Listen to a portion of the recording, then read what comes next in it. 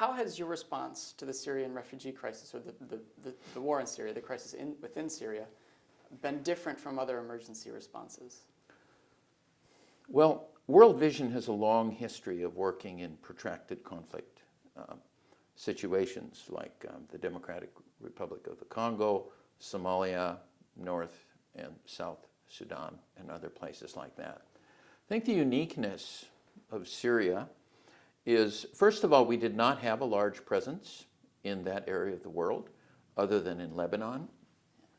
And so one of the things that we have had to do is in every country, Jordan, Turkey, and Iraq, is work on registration with the government. And then you have things like visas that you have to get, work permits, and all of this. We had a very steep learning curve on it, as I think most of the agencies that went out there had. And so it actually has ended up being quite an arduous and complicated task. Yeah. I think we're navigating through that quite successfully. Yeah. I think the second thing is the complexity.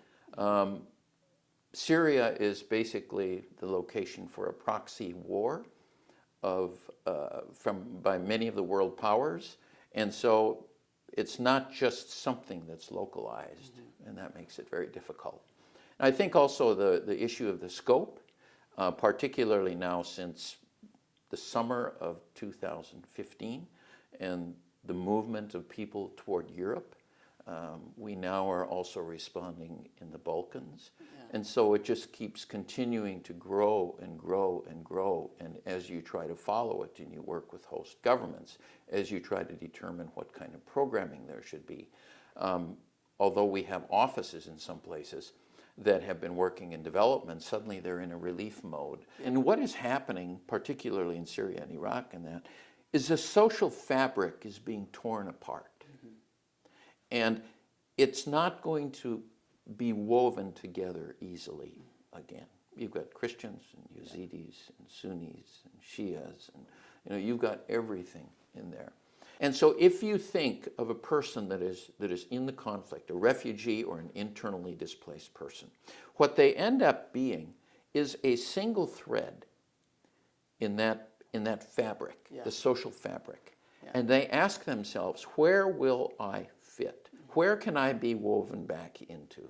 You can see it visibly as people go to Europe and they say, the fabric back there, I don't see how I will fit. Yeah. For the ones that have to stay, for the ones that want to stay, we need to do everything we can to keep that social fabric, or to make that social fabric stronger. That's what we do. Yeah. Is there any way that your funding strategy or your appeal to donors has changed as a result of this conflict that maybe is different from other crises? Well, by and large, for a natural disaster, World Vision has historically raised a lot of private funding from our supporters from around the United States. That has not been the case with any of the protracted conflicts. Yeah. And my experience is with the Syria crisis. And so, for example, the World Vision U.S. office in 1 week raised as much money for the Haiti earthquake as they have since the beginning of the Syria crisis. Yeah. And one of the things that private funding enables you to do is you can try things that are innovative in programming. You can go to areas that may not necessarily be a priority for donors, and you have much more flexibility in what you do. A majority of our funding for the Syria crisis are bilateral grants from the United Nations, etc., or from governments. Yeah. But when that's the kind of funding that you depend on, you are also sort of working within the parameters that they set. Yeah. And so so in that sense, it's a little bit more unusual for us in this crisis specifically, but also generally working with fragile contexts.